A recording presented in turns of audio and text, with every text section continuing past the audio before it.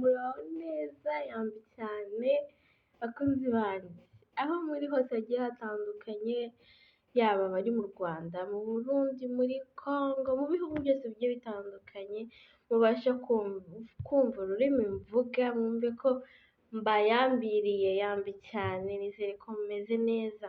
Wowe ubabaye aka kanya uri kundeba, reba hano nkubwire, inshuti yanjye, uri uw'agaciro kuri twe, uri umuntu w'ingenzi, uri umuntu wo kubahwa, uri umuntu wo gukundwa, uri umuntu ibyiza byose bibereye. Nubwo aka kanya ubona bitari gukunda, ejo bizakunda, inyenyeri yawe izaka, uzarabagirana, komera, shikama. Ni ukuri ibintu byose bizagenda neza, komera pe. Nawe biri kugenda neza, ubona mu kazi biri kuza, inyungu ari nyinshi, ibitekerezo byose biri kugira biri gucamo, ni ukuri kuraje. Icyo tubifuriza inshuti zacu, duhora tubabereye ku mavi, muhahe muronke pe, imigisha y'impande zose. Ni ukuri ineza y'Imana ibabeho, natwe turi aho turashima Imana. Gusa ndagira ngo nsabe umuntu uwo ari we wese, yaba mushyashya yaba usanzwe ariko atarakanda subscribe, inshuti yanjye ndabinginze, ni ukuri ndagusabye, I beg you, reba kuri sabu urebe niba utarakanzeho, ukandeho, usharinge, uduhe ibitekerezo, ni ukuri pe, ndabasabye inshuti zanjye, kandi ndabashimiye ko mubikoze cyane rwose. Ubu ngubu hari umuntu uri kuvuga ati malayika bimeze bite, ubu noneho tugiye kuganira iki? Rero ikintu tugiye kuganira ku ntwaro ikomeye, intwaro ikomeye cyane igufasha mu bihe ibyo ari byo byose, intwaro ukoresha waba ubabaye, waba ubona gahunda zawe zitari kugenda neza, ukavuga ese nkora iki ngehe, cya gihe ubabaye uri kurira wigunze, ubona abantu bakuvuyeho, ubona ibintu byawe biri kwangirika, hari intwaro iruta izindi, hari intwaro igizana ibyishimo mu gihe ubabaye kandi ubona ntaho byakwiye guturuka, ukavuga ati ndumva nkomeye kubera gukoresha iyo ntwaro. Cya gihe abandi ubona byacitse, wowe ukavuga ati ndakomeye kubera iyo ntwaro, kandi ikagufasha kubicamo wemye. Nta yindi ntwaro, ni ugusenga, gusenga Imana.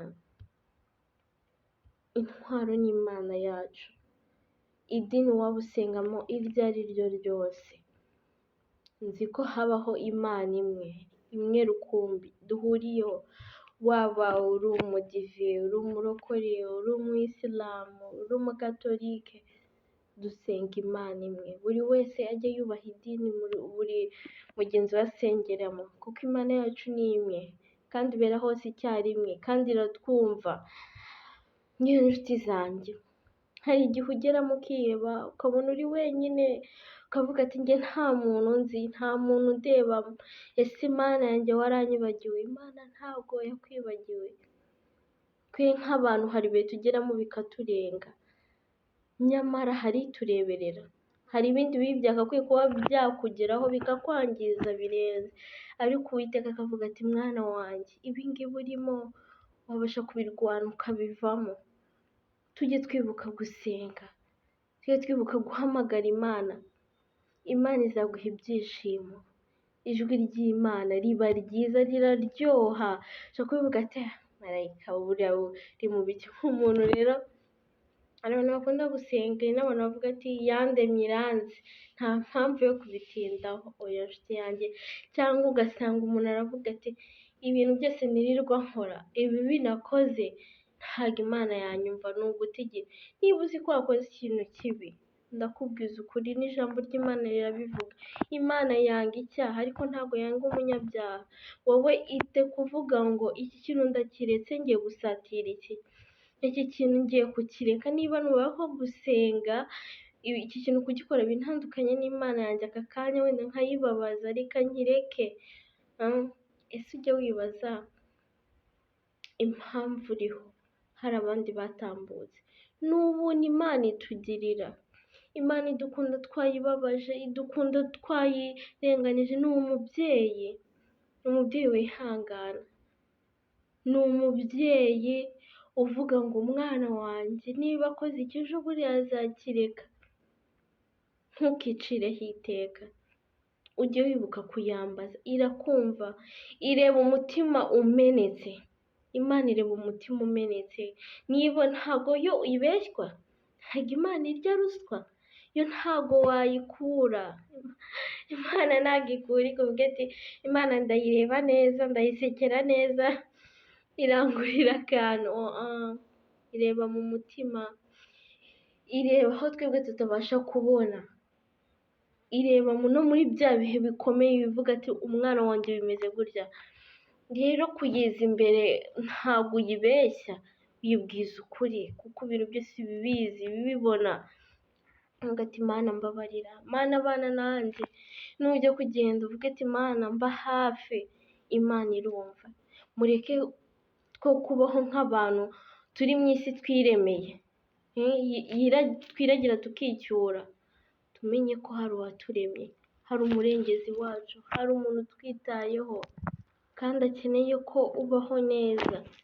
Uyigisha inama, umubwire ati Mana niba hari ikintu cyakunaniye, ati Mana yanjye uranzi, meze gutya na gutya, ndi umunyantege nke kuri iki, fasha mpa imbaraga. Ndakubwiza ukuri, niba icyo kintu wajyaga kugikora ukumva uriraye, umutima uzajya ukurya. Wa mutima ukuriye ni Imana ibikwibutsa. Ntukirare uvuge ngo niba ushize nabikoze birarangira. Oya, hari abantu bavuga ngo ubuse ngo turamutse ngo dusenze tukubaha Imana, tugakora ibyo yifuza, tugafasha, tukabara abaduhemukiye, twarangiza tugasanga Imana ntibaho. Inshuti yanjye, kuko nta bimenyetso byinshi ubona bikwereka ko Imana ibaho. Kandi bibaye unasenze bimeze gutyo, si wakwicuza? Niba wari bunywe itabi bakagufunga imyaka ingahe, cyangwa ugakubitwa, cyangwa ugakurwamo amaso, cyangwa ukicwa bikagenda nabi, ibyo bintu byose, ibyo bikorwa ari kuzajyamo bibi bikaguteza ibibazo, bikaba bitarakubayeho, ubwo wakwicuza? Byaba byarakurinze, byaratumye ubana n'abandi neza, byaratumye hari abantu uha ibyishimo. Kubana n'Imana ni ibintu bigoye ariko by'umugisha, ni akayira gafunganye. Ijambo ry'Imana rivuga ngo mwana wanjye ntabaza ndagutabara, nkwereke ibikomeye utabasha. Komanga iragukingurira, icyo ikeneye ni ukuyiha umwanya. Imana ikeneye kuyiha umwanya, ikeneye ko ushyira ivi hasi ukavuga ati Mana yanjye ndi umunyantege nke, ndatsinzwe. Reka kumva ko byose ubishoboye. Nubona waronse uvuge ngo biri mu mbaraga zanjye, ni njye wishoboje. Kuba mbyutse ni uko naryamye ku gitanda gihenze kirenze. Kuba njya mu mahanga nkava mu yandi nkazenguruka, ni uko ari ububasha bwanjye, ni amadolari yanjye mba nakoreye. Abandi bahira mu ndege, ubu barusha iki? Hari ababa bakurusha imitungo irenze. Ntacyo turi kujya mu bihe bikomeye. Ejo washiramo umwuka, tugerageze tubanirane neza. Wigambanira mugenzi wawe, muhe ibyishimo. Twige kubabarira, ubabarire n'umuntu ataragusaba imbabazi. Hari ikintu kitubaho nk'abana b'abantu twumva biraturenze, agahinda karatwishe, ariko Imana ijya idushoboza, Imana ijya iduha imbaraga, Imana ijya ituba hafi. Ndabinginze inshuti zanjye, dukomere kandi dukomezanye. Imana yacu irahari, itubereye maso, yiteguye gukora. Nk'uko yafashije Mose akavana Abisiraheli muri Egiputa mu bihe bikomeye, nta ntwaro bafite, kandi bo bari mu bwami bukomeye bufite intwaro, ariko yabanye nabo. Kubera iki? Kumvira Imana. Kubera kumvira Imana no kuyitabaza. Mana dukure muri kino gihugu, nta bihe bikomeye urimo Imana itagukuramo wayitabaje. Nandi ubona ko birangiye, nk'uko nawe yabatabaye ababa bakurikiye bakinjira mu mazi akabamira kandi baba batambutse mu nyanja hagati bakagera humutse bari amahoro. Naho ibyo bintu ubona bikomeye bikwasamiye, ni ibyo bintu byahitana abari kubigukora, abo banzi bagukurikiye mu kukurwanya, ukagera humutse nawe nk'uko Abisirayeli byagenze, cyangwa Uwiteka akagira ukundi kuntu abigenza, ariko kuko wayitabaje. Nshuti yanjye, mureke twubahe Imana, twumve ko Imana iri kumwe natwe, Imana iriho. Ntugapinge mugenzi wawe mu idini asengeramo, oya, twese dusenga Imana imwe. Ahubwo se Imana umubanye gute? Kondisiyo z'idini ryawe se urazubahiriza? Amategeko y'idini ryawe urabona uri kwegenderaho neza nta kibazo? Buri torero ryose rizavamo umugeni, ese nawe ubonamo umugeni?